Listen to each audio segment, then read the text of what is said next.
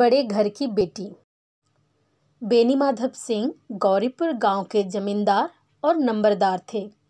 उनके पितामह किसी समय बड़े धन-धान्य संपन्न थे।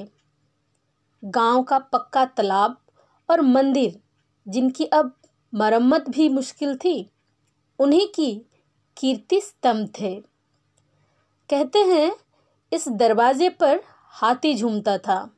अब उसकी जगह एक बूढ़ी भैंस थी, जिसके शरीर में अस्थि पंजर के सिवा और कुछ शेष न रहा था। पर दूध शायद बहुत देती थी, क्योंकि एक ना एक आदमी हांडी लिए उसके सिर पर सवार ही रहता था। बेनीमाधव सिंह अपनी आधी से अधिक संपत्ति वकीलों को भेंट कर चुके थे। उनकी वर्तमान आय 1000 रुपये वार्षिक से अधिक न थी।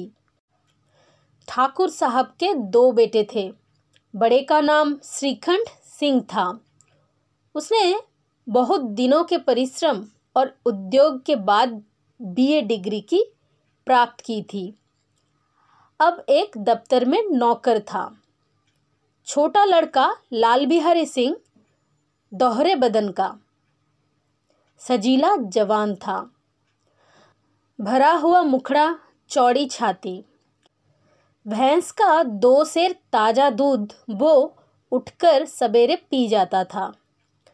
श्रीखंड सिंह की दशा बिल्कुल विपरीत थी। इन नेत्रप्रिय गुणों को उन्होंने BA इन्हीं 2 अक्षरों पर न्यौछावर कर दिया था। इन 2 अक्षरों ने उनके शरीर को निर्बल और चेहरे को कांतिहीन बना दिया था। इसी से वैदिक ग्रंथों पर उनका विशेष प्रेम था। आयुर्वेदिक औषधियों पर उनका अधिक विश्वास था।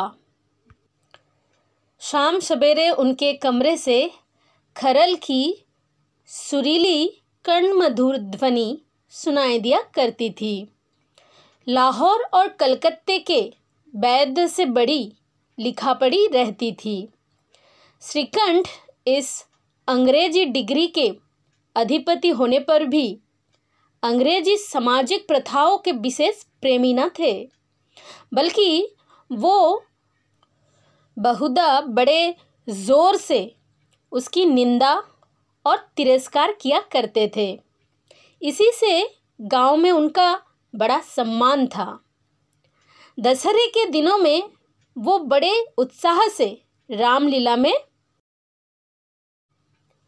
सम्मिलित होते और स्वयं किसी न किसी पात्र का पाठ लेते थे। गौरीपुर में रामलीला के वही जन्मदाता थे। प्राचीन हिंदू सभ्यता का गुणगान उनकी धार्मिकता का प्रधान अंग था। सम्मिलित कुटुंब के तो वो एकमात्र उपासक थे। आजकल स्त्रियों को कुटुंब में मिलजुल कर रहने की जो अरुचि होती है, उसे वो जाति और देश दोनों के लिए हानिकारक समझते थे। यही कारण था कि गांव की ललनाएं उनकी निंदक थी। कोई कोई तो उन्हें अपना शत्रु समझने में भी संकोच न करती थी। स्वयं उनकी पत्नी को ही इस विषय में उनसे विरोध था। ये इसलिए नहीं कि उसे अपने सास ससुर, देवर या जेठ आदि से घृणा थी, बल्कि उसका विचार था कि यदि बहुत कुछ सहने और तरह देने पर भी परिवार के साथ निर्वाह ना हो सके, तो आए दिन की कलह से जीवन को नष्ट करने की अपेक्षा वही उत्तम है कि अपनी खिचड़ी अलग पकाई जाए। आनंदी एक बड़े उच्च कुल की लड़की थी। उसके बाप एक छोटी सी रियासत के ताल्लुकेदार थे। विशाल भवन, एक हाथी, 3 कुत्ते, बाज, बहरी सिकरे, झाड़फानूस और ऋण, जो एक प्रतिष्ठित ताल्लुकेदार के भोग्य पदार्थ हैं, सभी यहाँ विद्यमान थे।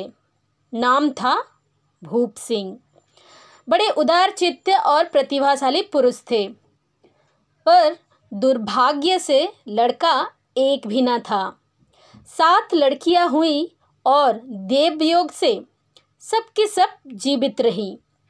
पहली उमंग में तो उन्होंने 3 ब्याह दिल खोल कर किए, पर 15-20 हजार रुपयों का कर्ज सिर पर हो गया तो आंखें खुली और हाथ समेट लिया। आनंदी चौथी लड़की थी। वो अपनी सब बहनों से अधिक रूपवती और गुणवती थी। इससे ठाकुर भूप सिंह उसे बहुत प्यार करते थे। सुंदर संतान को कदाचित उसके माता पिता भी अधिक चाहते थे। ठाकुर साहब बड़े धर्म संकट में थे। इसका विवाह कहाँ करें? ना तो वही चाहते थे कि ऋण का बोझ बढ़े, और ना यही स्वीकार था कि उसे अपने को भाग्यहीन समझना पड़े। एक दिन श्रीकंठ उनके पास किसी चंदे का रुपया मांगने आया। शायद नगरी प्रचार का चंदा था। भूप सिंह उनके स्वभाव पर रिझ गए और धूमधाम से श्रीकंठ सिंह का आनंदी के साथ ब्याह हो गया। आनंदी अपने नए घर में आई तो वहाँ का रंग ढंग कुछ और ही देखा। जिस टिमटाम की उसे बचपन से ही आदत पड़ी हुई थी, वो यहाँ नाम मात्र को भी ना थी। हाथी घोड़ों का तो कहना ही क्या, कोई सजी हुई सुंदर बहली तक न थी। रेशमी स्लीपर साथ लाई थी, पर वहाँ बाग कहाँ। मकान में खिड़कियाँ तक न थी, न जमीन पर फर्श, न दीवार पर तस्वीरें। ये एक सीधा सादा देहाती गृहस्थ का मकान था। किंतु आनंदी ने थोड़े ही दिनों में अपने को इस नई अवस्था के ऐसा अनुकूल बना लिया मानो उसने विलास के सामान कभी देखे ही न थे। एक दिन दोपहर के समय लाल बिहारी सिंह 2 चिड़िया लिए हुए आया और भाबज से बोला, जल्दी से पका दो, मुझे भूख लगी है। आनंदी भोजन बनाकर उसकी राह देख रही थी। अब वो नया व्यंजन बनाने बैठी। हांडी में देखा तो घी पाव भर से अधिक न था। बड़े घर की बेटी, किफ़ायत क्या जाने, उसने सब घी मांस में डाल दिया। लाल बिहारी खाने बैठा तो दाल में घी ना था। बोला, दाल में घी क्यों नहीं छोड़ा? आनंदी ने कहा, घी सब मांस में पड़ गया। लाल बिहारी जोर से बोला, अभी परसों घी आया है, इतना जल्द उठ गया? आनंदी ने उत्तर दिया, आज तो कुल पाव भर रहा होगा, वो सब मैंने मांस में डाल दिया। जिस तरह सूखी लकड़ी जल्दी से जल उठती है, उसी तरह खुदा से वावला मनुष्य जरा जरा सी बात पर तिनक जाता है। लाल बिहारी को भाबज की ये ढिठाई बहुत बुरी मालूम हुई। तिनक कर बोला, मैके में तो चाहे घी की नदी बहती हो, स्त्री गालियां सह लेती है, मार भी सह लेती है, पर मैके की निंदा उससे नहीं सही जाती। आनंदी मुंह फेर कर बोली, हाथी मरा भी तो 9 लाख का, वहाँ इतना घी नित्य नाई कहाट खा जाते हैं। लाल बिहारी जल गया, थाली उठाकर पलट दी और बोला, जी चाहता है जीभ पकड़कर खींच लूं। आनंदी को भी क्रोध आ गया, मुंह लाल हो गया। बोली, वो होते तो आज इसका मजा चखाते। अब अनपढ़ उजड़ ठाकुर से न रहा गया। उसकी स्त्री एक साधारण जमींदार की बेटी थी। जब जी चाहता उस पर हाथ साफ कर लिया करता था। खड़ाऊ उठाकर आनंदी की ओर जोर से फेंकी और बोला, जिसके गुमान पर भूली हुई हो उसे भी देखूंगा और तुम्हें भी। आनंदी ने हाथ से खड़ाऊ रोकी। सिर बच गया पर उंगली में बड़ी चोट आई। क्रोध के मारे हवा से हिलते पत्ते की भांति कांपती हुई अपने कमरे आकर खड़ी हो गई। स्त्री का बल और साहस, मान और मर्यादा पति तक है। उसे अपने पति के ही बल और पुरुषत्व का घमंड होता है। आनंदी खून का घूंट पी कर रह गई। श्रीकंठ सिंह शनिवार को घर आया करते थे। बृहस्पति को ये घटना हुई थी। 2 दिन तक आनंदी कोप भवन में रही, ना कुछ खाया ना पिया। उनकी बाट देखती रही। अंत में शनिवार को वो नियमानुकूल संध्या समय घर आए और बाहर बैठकर कुछ इधर उधर की बातें, कुछ देश काल संबंधी समाचार तथा कुछ नए मुकदम आदि की चर्चा करने लगे। ये वार्तालाप 10 बजे तक होता रहा। गांव के भद्र पुरुषों को इन बातों में ऐसा आनंद मिलता था कि खाने पीने की भी सुधि ना रहती थी। श्रीकंठ को पिंड छुड़ाना मुश्किल हो जाता। ये 2-3 घंटे आनंदी ने बड़े कष्ट से काटे। किसी तरह भोजन का समय आया। पंचायत उठी, एकांत हुआ तो लाल बिहारी ने कहा, भैया आप जरा भाभी को समझा दीजिएगा कि मुंह संभाल कर बातचीत किया करे, नहीं तो एक दिन अनर्थ हो जाएगा। बेनी माधव सिंह ने बेटे की ओर से साक्षी दी। हाँ, बहू बेटियों का ये स्वभाव अच्छा नहीं कि मर्दों के मुंह लगे। लाल बिहारी बोला, वो बड़े घर की बेटी हैं तो हम भी कोई कुर्मी कहार नहीं है। श्रीकंठ ने चिंतित स्वर से पूछा, आखिर बात क्या हुई? लाल बिहारी ने कहा, कुछ भी नहीं, यूं ही आप उलझ पड़ी। मैके के सामने हम लोगों को कुछ समझते ही नहीं। श्रीकंठ खा पीकर आनंदी के पास गए। वो भरी बैठी थी। ये हजरत भी कुछ तीखे थे। आनंदी ने पूछा, चित्त तो प्रसन्न है? श्रीकंठ बोले, बहुत प्रसन्न है, पर तुमने आजकल घर में ये क्या उपद्रव मचाया रखा है? आनंदी की त्योरियों पर बल पड़ गए। झुंझलाहट के मारे बदन में ज्वाला सी दहक उठी। बोली, जिसने तुमसे ये आग लगाई है उसे पाऊं तो मुंह झुलस दूं। श्रीकंठ बोला, इतनी गर्म क्यों होती हो? बात तो कहो। आनंदी कहा, क्या कहूं?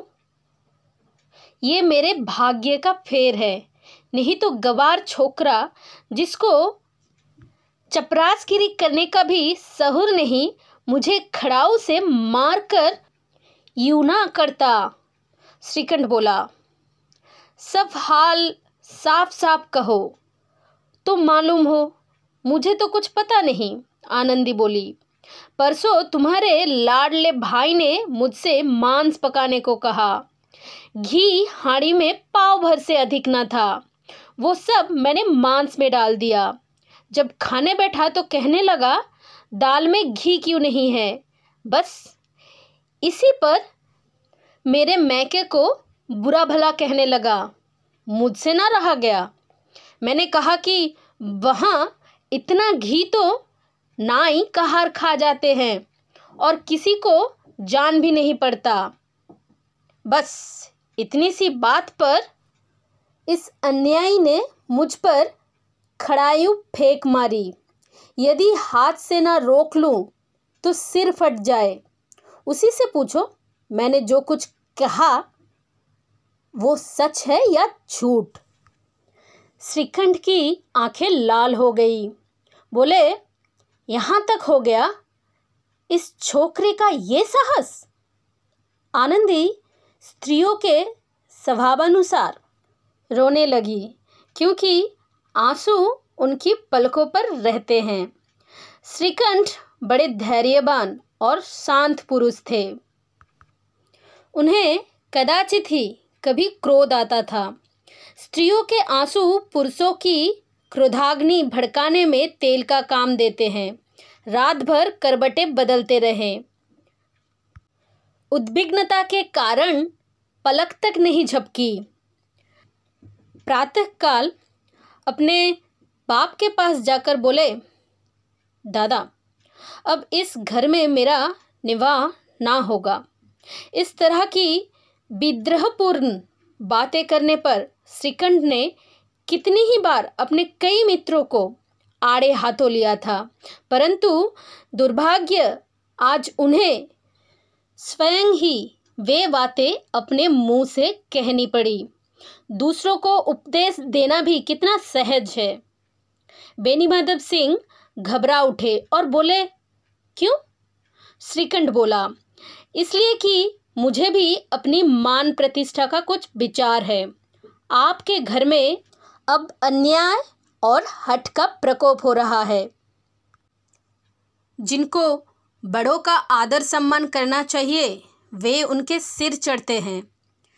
मैं दूसरे का नौकर ठहरा घर पर रहता नहीं। यहाँ मेरे पीछे स्त्रियों पर खड़ायू और जूतों की बौछारें होती है। कड़ी बात तक चिंता नहीं, कोई एक की दो कह ले, वहाँ तक मैं सह सकता हूँ, किंतु ये कदापि नहीं हो सकता कि मेरे ऊपर लात घुसे पड़े और मैं दम न मारूं। बेनीमाधव सिंह कुछ जवाब न दे सके। श्रीकंठ सदैव उनका आदर करते थे। उनके ऐसे तेवर देख बूढ़ा ठाकुर अबाक रह गया। केवल इतना ही बोला, बेटा, तुम बुद्धिमान होकर ऐसी बातें करते हो। स्त्रियां इस तरह घर का नाश कर देती है। उनको बहुत सिर चढ़ाना अच्छा नहीं है। श्रीकंठ बोला, इतना मैं जानता हूँ, आपके आशीर्वाद से ऐसा मूर्ख नहीं हूँ। आप स्वयं जानते हैं कि मेरे ही समझाने बुझाने से इसी गांव में कई घर संभल गए, पर जिस स्त्री की मान प्रतिष्ठा का ईश्वर के दरबार में उत्तरदाता हूँ, उसके प्रति ऐसा घोर अन्याय और पशुवत व्यवहार मुझे बर्दाश्त नहीं। आप सच मानिए, मेरे लिए यही कुछ कम नहीं है कि लाल बिहारी को कुछ दंड नहीं देता। अब बेनीमाधव सिंह भी गरमाए, ऐसी बातें और ना सुन सके। बोले, लाल बिहारी तुम्हारा भाई है, उससे जब कभी भूल चूक हो उसके कान पकड़ो। लेकिन श्रीकंठ बोला, लाल बिहारी को मैं अब अपना भाई नहीं समझता। बेनीमाधव सिंह बोले, स्त्री के पीछे? श्रीकंठ बोला, जी नहीं, उसकी क्रूरता और अविवेक के कारण। दोनों कुछ देर चुप रहे। ठाकुर साहब लड़के का क्रोध शांत करना चाहते थे, लेकिन ये नहीं स्वीकार करना चाहते थे कि लाल बिहारी ने कोई अनुचित काम किया है। इसी बीच में गांव के और कई सज्जन हुक्के चिलम के बहाने वहां आ बैठे। कई स्त्रियों ने जब ये सुना कि श्रीकंठ पत्नी के पीछे पिता से लड़ने को तैयार है, तो उन्हें बड़ा हर्ष हुआ। दोनों पक्षों की मधुर वाणियां सुनने के लिए उनकी आत्माएं तिलमिलाने लगी। गांव में कुछ ऐसे कुटिल मनुष्य भी थे जो इस स्कूल की नीतिपूर्ण गति पर मन ही मन जलते थे। वे कहा करते थे, श्रीकंठ अपने बाप से दबता है, इसलिए वो दब्बू है। उसने विद्या पढ़ी, इसीलिए वो किताबों का कीड़ा है। बेनीमाधव सिंह उसकी सलाह के बिना कोई काम नहीं करते। ये उनकी मूर्खता है। इन महानुभावों को शुभकामनाएं आज पूरी होती दिखाई दी। कोई हुक्का पीने के बहाने और कोई लगान की रसीद दिखाने आकर बैठ गया। बेनीमाधव सिंह पुराने आदमी थे, इन भावों को ताड़ गए। उन्होंने निश्चय किया, चाहे कुछ भी हो, क्यों ना हो, इन द्रोहियों को ताली बजाने का अवसर ना दूंगा। तुरंत कोमल शब्दों में बोले, बेटा, मैं तुमसे बाहर नहीं हूँ। तुम्हारा जो जी चाहे करो। अब तो लड़के से अपराध हो गया। इलाहाबाद का अनुभव रहित छल्लाया हुआ ग्रेजुएट इस बात को ना समझ सका। उसे डिबेटिंग क्लब में अपनी बात पर अड़ने की आदत थी। इन हथकंडों की उसे क्या खबर। बाप ने जिस मतलब से बात पलटी थी वो उसकी समझ में ना आई। बोला, लाल बिहारी के साथ अब इस घर में नहीं रह सकता। बेनीमाधव ने बोला, बेटा, बुद्धिमान लोग मूर्खों की बात पर ध्यान नहीं देते। वो बेसमझ लड़का है। उससे जो कुछ भूल हुई उसे तुम बड़े होकर क्षमा करो। श्रीकंठ ने कहा, उसकी इस दुष्टता को मैं कदापि नहीं सह सकता। या तो वही घर में रहेगा या मैं ही। आपको यदि वो अधिक प्यारा है तो मुझे विदा कीजिए। मैं अपना भार अब संभाल लूँगा। यदि मुझे रखना चाहते हैं तो उससे कहिए, जहाँ चाहे चला जाए। बस ये मेरा अंतिम निश्चय है। लाल बिहारी सिंह दरवाजे की चौखट पर चुपचाप खड़ा बैठे भाई की बातें सुन रहा था। वो उनका बहुत आदर करता था। उसे कभी इतना साहस ना हुआ था कि श्रीकंठ के सामने चारपाई पर बैठ जाए, हुक्का पी ले या पान खा ले। बाप का भी वो इतना मान ना करता था। श्रीकंठ का भी उस पर हार्दिक स्नेह था। अपने होश में उन्होंने कभी उसे घूरता तक न था। जब वो इलाहाबाद से आते तो उसके लिए कोई ना कोई वस्तु अवश्य लाते। मुकद्दर की जोड़ी उन्होंने ही बनवा दी थी। पिछले साल जब उसने अपने से जौहरे जवान को नागपंचमी के दिन दंगल में पछाड़ दिया तो उन्होंने पुलकित होकर अखाड़े में ही जाकर उसे गले से लगा लिया था। 5 रुपए के पैसे लुटाए थे। ऐसे भाई के मुंह से आज ऐसी हृदय विदारक बात सुनकर लाल बिहारी को बड़ी ग्लानि हुई। वो फूट फूट कर रोने लगा। इसमें संदेह नहीं कि अपने किए पर पछता रहा था। भाई के आने से एक दिन पहले उसकी छाती धड़कती थी कि देखूं भैया क्या कहते हैं। मैं उनके सम्मुख कैसे जाऊंगा, उनसे कैसे बोलूंगा, मेरी आंखें उनके सामने कैसे उठेंगी। उसने समझा था कि भैया मुझे बुलाकर समझा देंगे। इस आशा के विपरीत आज उसने उन्हें निर्दयता की मूर्ति बने हुए पाया। वो मूर्ख था, परंतु उसका मन कहता था कि भैया मेरे साथ अन्याय कर रहे हैं। यदि श्रीकंठ उसे अकेले में बुलाकर 2-4 बातें कह देते, इतना ही नहीं 2-4 तमाचे भी लगा देते तो कदाचित इसे उतना दुख ना होता। पर भाई का ये कहना कि अब मैं इसकी सूरत नहीं देखना चाहता, लाल बिहारी से सहा ना गया। वो रोता हुआ घर आया। कोठरी में जाकर कपड़े पहने, आंखें पोंछी, जिससे कोई ये ना समझ सके कि वो रोया था।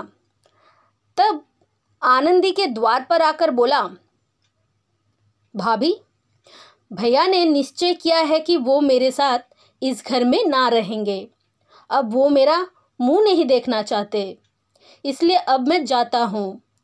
उन्हें फिर मुंह ना दिखाऊंगा। मुझसे जो कुछ अपराध हुआ उसे क्षमा करना।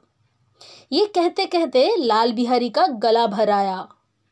जिस समय लाल बिहारी सिंह सिर झुकाए आनंदी के द्वार पर खड़ा था, उसी समय श्रीकंठ सिंह आंखें लाल किए बाहर से आए।